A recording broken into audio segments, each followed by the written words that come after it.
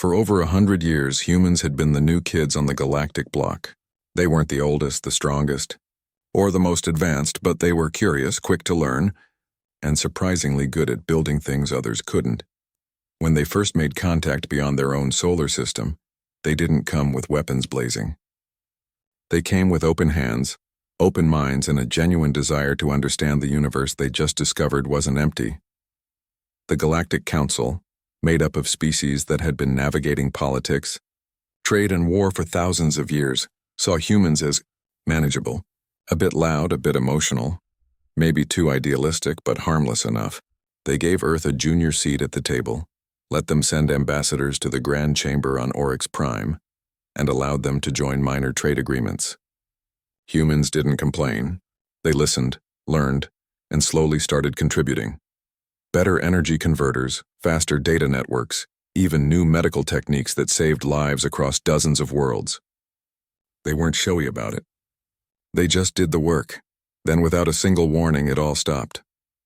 One morning, every human diplomatic channel went dead. Not jammed. Not delayed. Just gone. Subspace relays that once hummed with chatter from Earth, Mars, and the outer colonies fell silent. Quantum-entangled message buoys, devices that allowed instant communication across light years, stopped responding.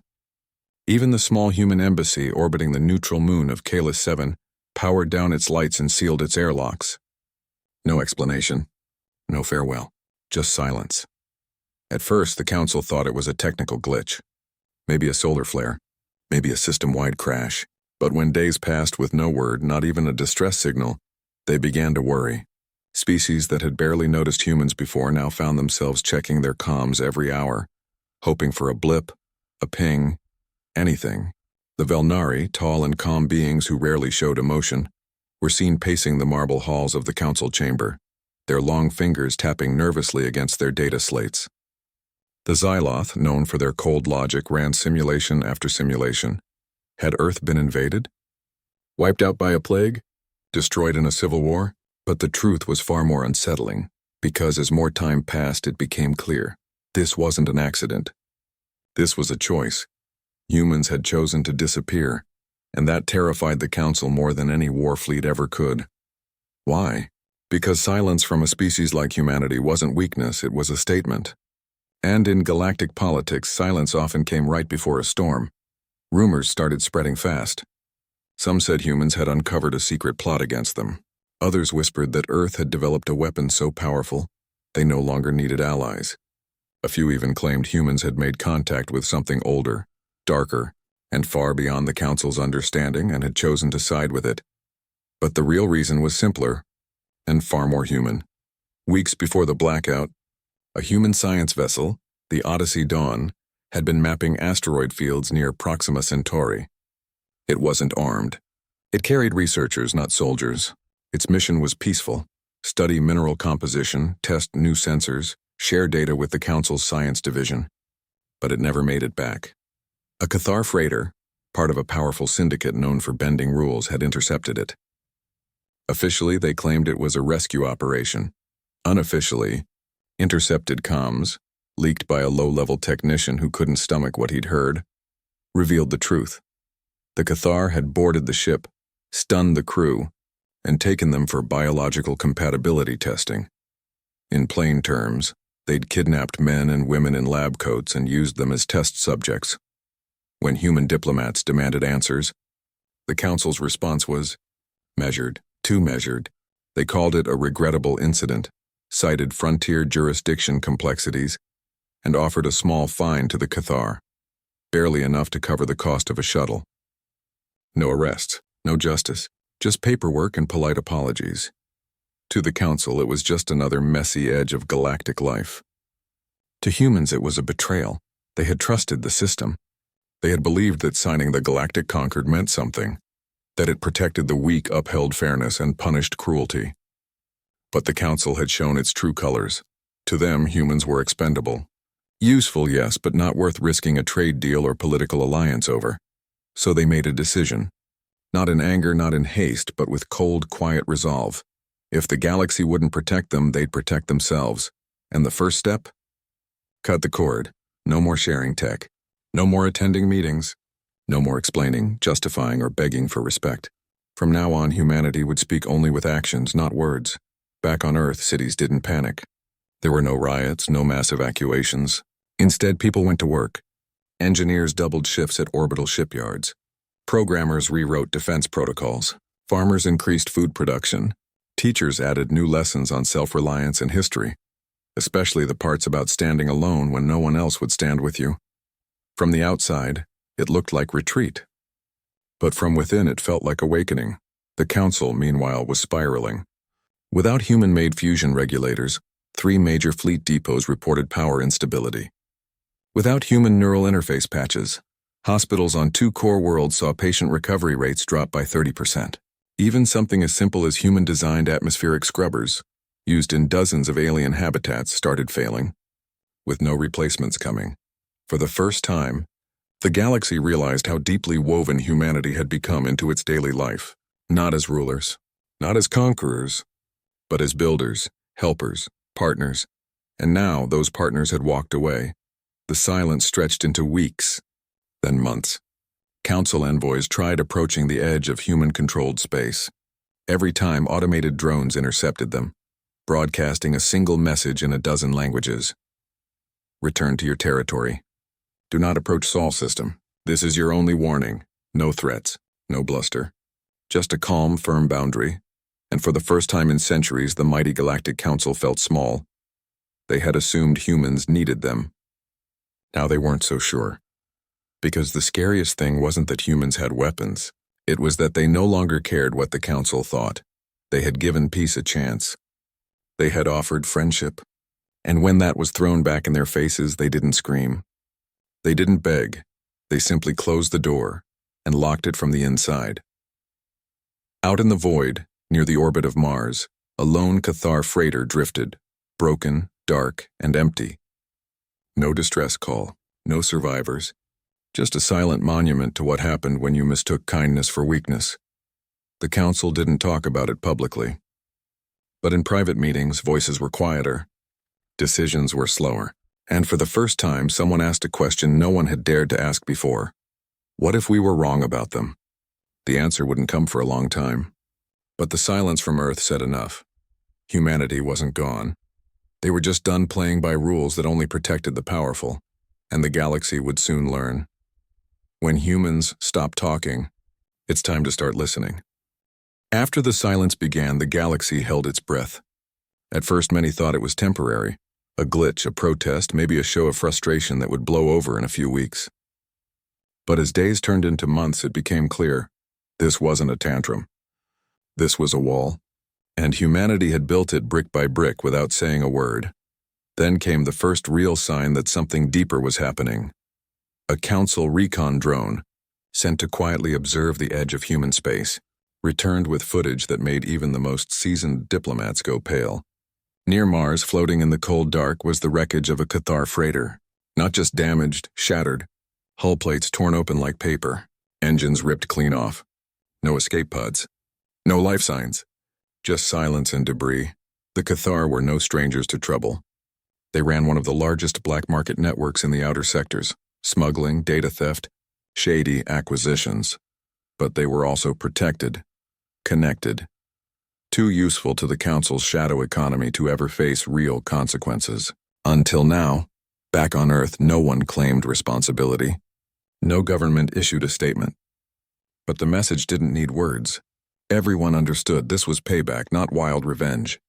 Not chaos, precision. Because while the Council had been busy debating protocol and damage control, humans had been digging. They'd traced the Odyssey Dawn's last signal. They'd followed the Cathar ship's route. They'd found proof, not just of the kidnapping, but of what happened after. Recordings, logs, autopsy reports disguised as research data. And they'd acted. Not with fleets. Not with declarations of war. Just one quiet, surgical strike, delivered so cleanly, so completely, that even the Cathar didn't see it coming. That's when the real panic started.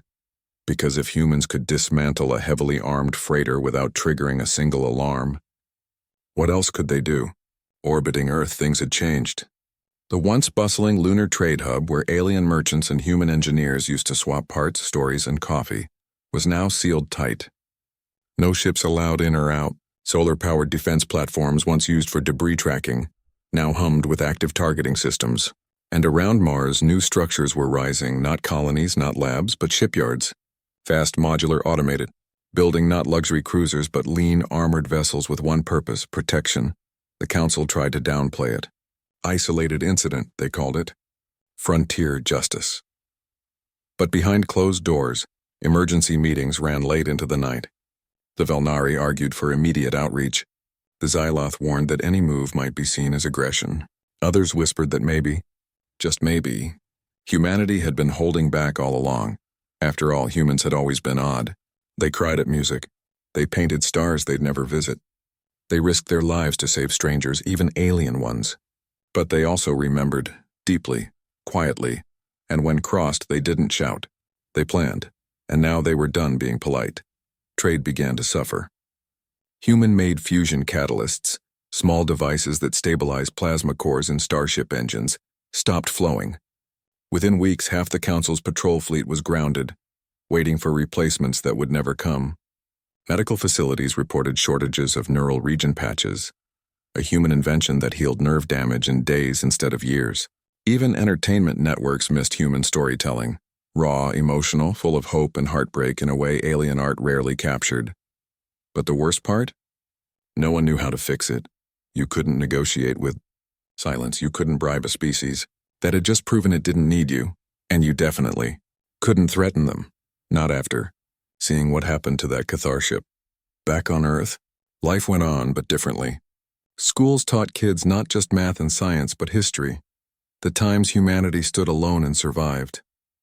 Factories ran 24 hours, not for profit, but for readiness. Farmers grew more food than ever, storing it in deep earth silos. Communities practiced emergency drills, not for invasion, but for self-sufficiency. If the galaxy shuts us out, the new saying went, we'll build our own light. And they meant it. What stunned observers most wasn't the weapons, it was the unity. No riots, no blame games, no rich fleeing to bunkers while the poor suffered. Instead, engineers shared blueprints freely. Doctors trained volunteers. Artists made songs about resilience, not rage. It wasn't fear driving them. It was something older, deeper, dignity. They hadn't asked for war. They'd asked for fairness. And when that was denied, they chose to stand on their own terms. Meanwhile, the Council scrambled. Some species pushed for a blockade, to force humans back to the table. Others warned that would only confirm humanity's worst fears, that the galaxy saw them as a resource, not a partner. A few even suggested apologizing. But pride ran deep in the Council halls. Admitting they'd failed, that they'd valued trade over lives? Unthinkable, so they waited, watched, hoped the silence would break, didn't. Instead, something else happened. Human colonies beyond Sol, on icy moons, desert worlds, asteroid belts began linking up in ways no one expected, not through Council networks but through their own encrypted mesh. Old mining drones, once used to dig for ore, were refitted with sensor arrays and light armor. Cargo haulers got stealth coatings and point defense turrets. Nothing flashy, nothing aggressive, just ready. And then came the rumors. Whispers from neutral traders told of human ships patrolling the edges of their territory, not attacking, not chasing, just being there. If a pirate vessel drifted too close to a human freighter, it would vanish within hours. Not destroyed, disabled, its crew left in escape pods with enough supplies to reach the nearest safe port. A warning, not a massacre. That was the pattern. Firm, but never cruel. Protective, but never greedy. It confused the Council. In their experience, power led to conquest. Strength led to domination. But humans, they seemed to want only one thing, to be left alone on their own terms, and that made them more dangerous than any empire, because empires could be reasoned with, bargained with, played against each other. But a people who wanted nothing from you, who needed nothing from you, you had no leverage, no hooks, no way in. The Cathar, once smug and untouchable, went quiet. Their syndicate pulled back from human sectors entirely. Other fringe groups followed. Even species that had never interacted with humans started thinking twice before cutting corners near Sol space. Why? because everyone had seen the wreckage near Mars, and everyone understood. Humanity wasn't bluffing. They had drawn a line in the stars, and they'd already shown what happened to those who crossed it. Back on Earth, a child looked up at the night sky, not with fear, but with quiet pride. The stars were still there. The universe was still vast. But for the first time in a long time, home felt safe. Not because they had the biggest guns, but because they had finally decided their lives mattered. Their values mattered, and they wouldn't trade them for a seat at a table that didn't respect them. The galaxy had thought humans were naive. Now they were learning the truth. Naive people break when tested. Humans, they rebuild, stronger, wiser, together. And they weren't going anywhere. The longer the silence lasted, the more the galaxy began to feel it, not just in its politics, but in its daily life. At first, it was small things. A medical ship on the Xyloth homeworld ran out of human-designed biostim patches, and recovery times for injured workers doubled. A mining colony near the Andar Belt couldn't restart its fusion core because the stabilizer, a tiny human-made crystal lattice, had worn out, and no replacements were coming. Even something as simple as clean water filters, originally reverse-engineered from Earth tech, started failing faster than expected. People began to notice. Not just leaders, but ordinary citizens across dozens of worlds. The galaxy had grown used to human ingenuity, quiet, practical, and always a little ahead of the curve. Humans didn't build flashy monuments or conquer planets. They built things that worked. Things that made life easier, safer, kinder, and now those things were vanishing. The Galactic Council tried to downplay it. Temporary supply disruption, they called it in official briefings. But behind closed doors, panic was setting in. Emergency sessions stretched into all-night debates.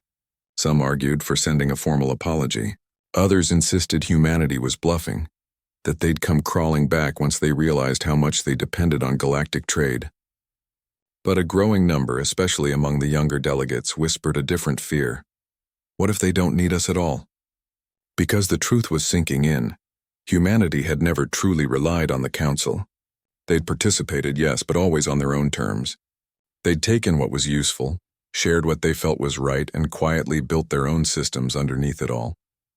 While the Council debated tariffs and treaties, humans had been wiring their colonies together with independent power grids, local food production, and decentralized communication networks.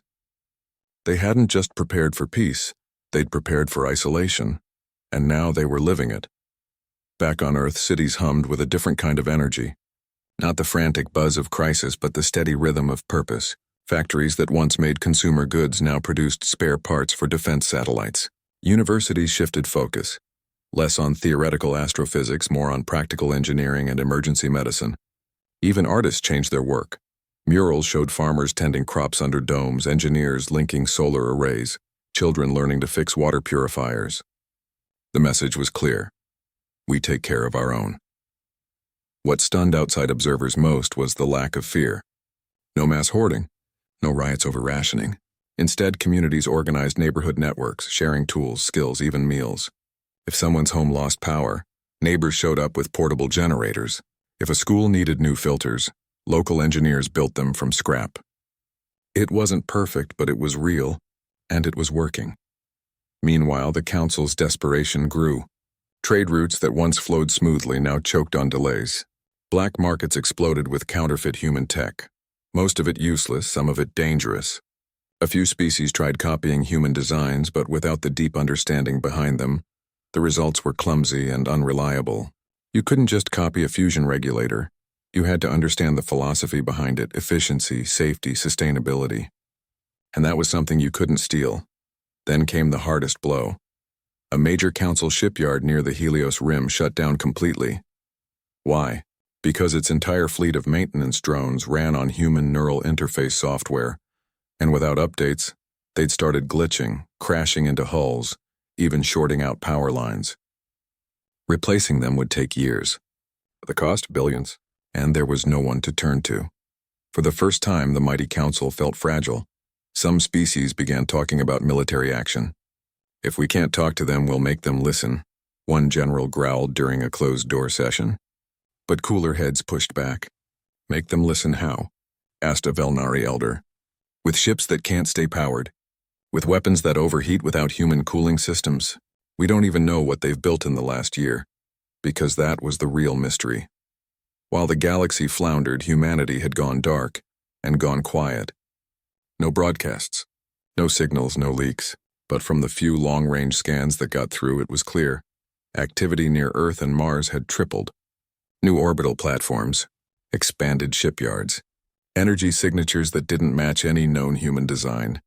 Were they building weapons, defenses, something else entirely? No one knew, and that uncertainty was eating at the council. What made it worse was the silence wasn't hostile, it was indifferent. Humans weren't taunting them. They weren't gloating. They'd simply stepped out of the game and built their own. And in doing so, they'd exposed a hard truth. The galaxy had taken them for granted, not as equals. Not as partners, but as a convenient source of clever gadgets and cheap goodwill. Now, without that convenience, everything felt harder.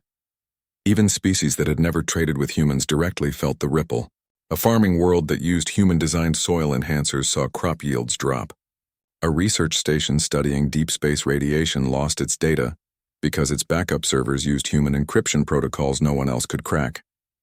The web of human contribution was wider than anyone had realized, and now it was gone. And still, Earth said nothing. No demands. No threats. Just quiet, unwavering separation. That silence became its own kind of power. Because in a galaxy full of noise, diplomatic bluster, corporate lobbying, military posturing, true silence was rare. And terrifying.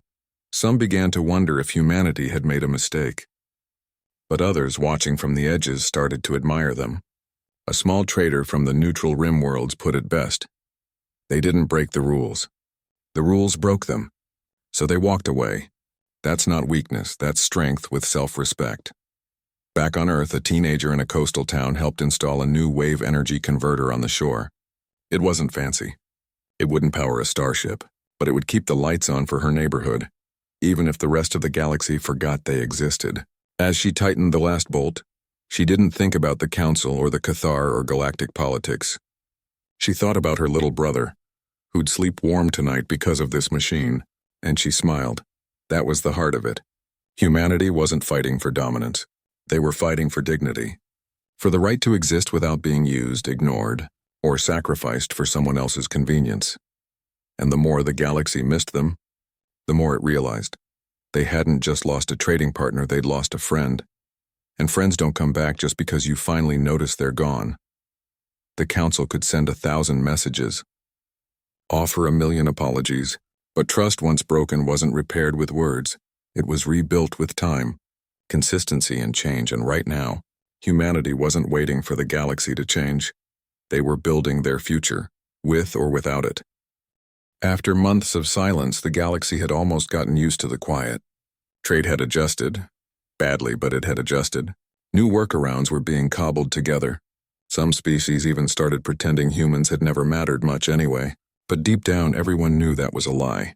The absence was too big, too heavy, like a missing limb you kept forgetting wasn't there, until you tried to use it.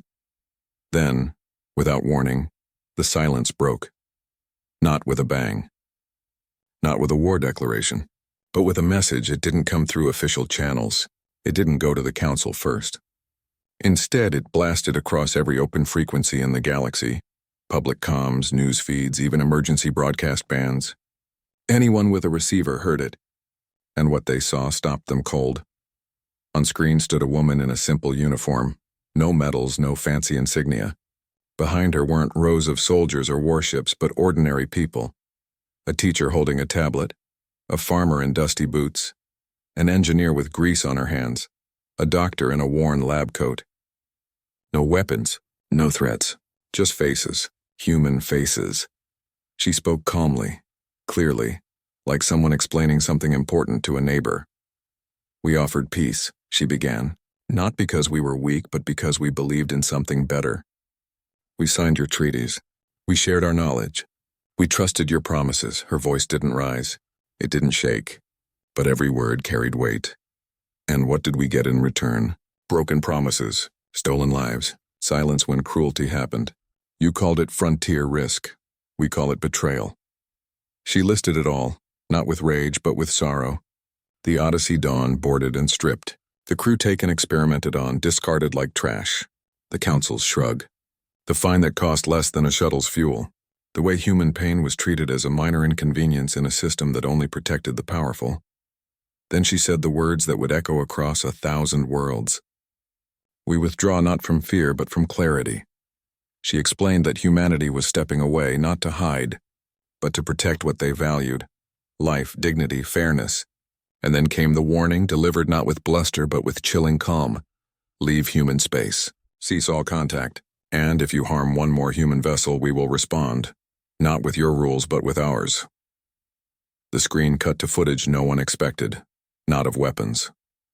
Not of armies, but of something far more unsettling. Orbiting high above Earth, hidden in plain sight, were thousands of slender rods, each no bigger than a telephone pole, made of dense tungsten alloy. They hung in perfect formation, powered by solar arrays, guided by silent AI. The caption read, Project Aegis. Then the video showed a simulation, one of those rods, released from orbit, accelerating toward a target. Not a planet, not a city, but a shipyard, the very one the Council used to build its warships. In the simulation, the rod struck with the force of a small asteroid. The shipyard vanished in a flash of light and debris. No radiation, no fallout, just clean, unstoppable kinetic energy. The message was clear. Humanity wasn't building bombs. They were building consequences, and those consequences were aimed not at lives, but at the tools of war itself. The transmission ended with a final image. Earth, seen from space, blue and quiet, wrapped in clouds. No flags, no slogans, just home. Then silence again, but this time it was different. This silence wasn't empty. It was full of meaning. Across the galaxy, people sat stunned.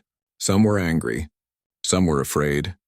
But many, especially those who'd been used, ignored, or pushed aside by the Council, felt something else. Hope. Because for the first time, someone had said no, not with violence, but with principle. Not with greed, but with boundaries. And they'd backed it up not with empty threats, but with real, undeniable power. The Council, of course, went into chaos. Emergency sessions erupted into shouting matches. Some demanded immediate retaliation. "They've shown their true face," cried one delegate. "They're holding the galaxy hostage." But others were quieter. A Velnari elder who had watched the broadcast 3 times finally spoke. They didn't threaten civilians. They didn't demand tribute. They drew a line and showed us exactly what happens if we cross it. That's not terrorism. That's responsibility, and that was the hardest truth to swallow. Humanity hadn't gone mad with power. They'd responded with precision, restraint, and clarity. They'd targeted only what enabled aggression: shipyards, weapon depots, not homes or hospitals. They'd given a warning, not a surprise attack. They'd shown their hand, not hidden it. In galactic politics, that was almost unheard of. Back on Earth, life didn't change. No celebrations. No victory parades. People went back to work, to school, to their gardens. But there was a quiet pride in the air. Not arrogance, just the deep satisfaction of knowing they'd spoken their truth. And the galaxy had finally listened. Because the broadcast wasn't really for the Council. It was for everyone. For the small species bullied into unfair deals. For the workers exploited in distant mines. For the scientists whose discoveries were stolen and sold. Humanity was saying, you don't have to accept being treated as less. You have the right to walk away. You have the right to defend your dignity. And they'd proven it was possible. In the days that followed, strange things began to happen. A minor trade world, long forced to sell its water rights to a Council-backed corporation, quietly canceled its contract. A research team on a distant moon refused to hand over their data to a powerful syndicate, citing human-style sovereignty. Even a few Cathar outposts, far from their central command, started negotiating fairly with local colonies, afraid perhaps that if they didn't, they'd end up like that freighter near Mars.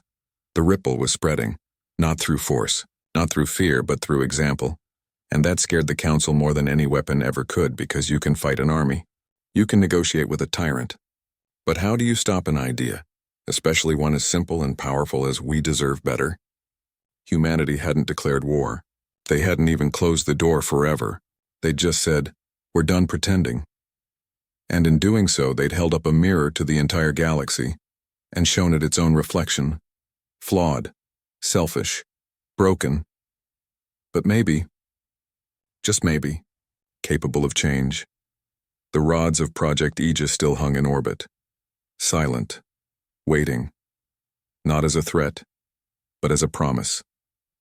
We will protect our own, not out of hate, but out of love. And for the first time in centuries, the galaxy understood the most dangerous species weren't the ones who wanted to rule. They were the ones who simply wanted to be left in peace and had the courage to defend it. The galaxy didn't change overnight. Old habits don't vanish with a single broadcast, no matter how powerful. But something had shifted, deep down in the quiet places where real change begins. The council still held its meetings. Trade still flowed, though slower and with more caution. But the air felt different, lighter somehow, as if a weight had been lifted, not just from humanity, but from everyone who'd ever felt small in the shadow of power. No one attacked human space. Not the Cathar, not the Xyloth, not even the most aggressive fringe warlords. The rods of Project Aegis hung in orbit like silent guardians, but they were never used. They didn't need to be. Their presence alone was enough. Because the message had been heard, humanity wasn't looking for a fight. But they wouldn't be pushed around again, and slowly, quietly, the galaxy began to adjust, not by forcing humans back into the fold, but by learning from them. New trade agreements started appearing between smaller worlds, fairer ones, with real protections for workers and resources. A few council members, tired of the old ways, pushed for reforms, stricter rules against exploitation, better oversight of frontier operations, even a memorial for the crew of the Odyssey Dawn. It wasn't perfect, it wasn't fast, but it was movement. Meanwhile, Earth and its colonies kept building, not weapons but life. Solar farms spread across deserts. Hydroponic towers rose in cities. Schools taught not just science but ethics, how to create without destroying, how to grow without taking more than you need. Humanity wasn't turning inward out of fear. They were turning inward to remember who they were. Not just survivors, but builders. Not just citizens of a planet, but stewards of a future. Oddly enough, human inventions began reappearing across the galaxy, not through official channels, but through back doors and quiet handshakes. A medical ship near the rim received a crate of neural patches with no return address. A farming colony struggling with failing soil found a data chip taped to their supply drone, full of open-source designs for Earth-style regenerative agriculture. No branding, no demands, just help. No one claimed credit, but everyone knew where it came from, because that was the thing about humans, they couldn't stay angry forever. They remembered the hurt, yes, but they also remembered kindness. And if someone showed even a little decency, they'd find a way to lend a hand even from behind their wall. The council never officially apologized. Pride ran too deep for that. But actions spoke louder. They revoked the Cathar Syndicate's trade privileges. They strengthened the rights of junior species in the conquered. And for the first time, they paused before signing a deal that favored the powerful over the vulnerable. It wasn't redemption, but it was a start. Back on Earth, children played under open skies, unaware of the tension that once gripped the stars. They climbed trees, swam in clean rivers, and stared up at the night sky not with fear but wonder. To them, the galaxy was still full of mystery, but home was safe. And that was enough. Older generations watched them and felt a quiet relief. They'd lived through the silence, the fear, the hard choices. They'd stood together when it mattered most. And now they could pass on something better. Not just technology or strength, but the belief that you could walk away from broken systems and still build something good. Humanity never rejoined the council. They didn't need to. They'd proven they could stand on their own. And in doing so, they'd earned something far more valuable than a seat at the table. Respect. Not the kind that comes from fear, but the kind that comes from watching someone choose dignity over convenience, principle over profit, and still thrive. In time, new stories spread across the stars, not of human warships or superweapons, but of human resilience. Of a species that gave peace a real chance, got burned, and didn't become bitter. Instead, they became wiser, stronger in the right ways, and that inspired others. A young engineer on a distant moon tired of being told her world was too small to matter, started a local network to share clean energy designs, just like humans did. A teacher on a trade hub began lessons on fairness and consent, using human history as an example. Even some council delegates in private admitted they'd underestimated what quiet determination could achieve. The galaxy didn't become perfect. Far from it, but it became a little more honest, a little more careful, and a little more aware that every species, no matter how new, how small, or how different, deserved to be treated with basic decency. And it all started because one species decided to stop pretending. Humanity didn't conquer the stars. They didn't rewrite galactic law. They simply drew a line and held it, not with hatred but with calm resolve, not for glory, but for survival with self-respect. Years later, when new species made first contact with the galaxy, they were often told, "Watch how you treat the humans. They don't shout. They don't threaten. But if you break their trust, they'll walk away, and you'll spend the rest of your life missing what you never truly saw." Earth never became an empire. It never sought to rule, but its influence grew anyway, not through force but through example, through the quiet power of saying no when it mattered and yes when it helped, and in the end that was the real victory, not dominance. Not revenge, but the freedom to be themselves, flawed, hopeful, stubborn, and kind, and to protect that freedom without apology. Out in the void, the stars kept burning. Ships still traveled between worlds. Life went on. But something fundamental had changed. The galaxy had learned a hard lesson. Diplomacy only works when both sides truly value each other. And if one side stops caring, no treaty, no threat, no amount of power can bring that trust back. Humanity had given the galaxy a second chance, not by returning to the old table, but by showing there was another way to live. And for the first time in a long time, the universe felt a little more human.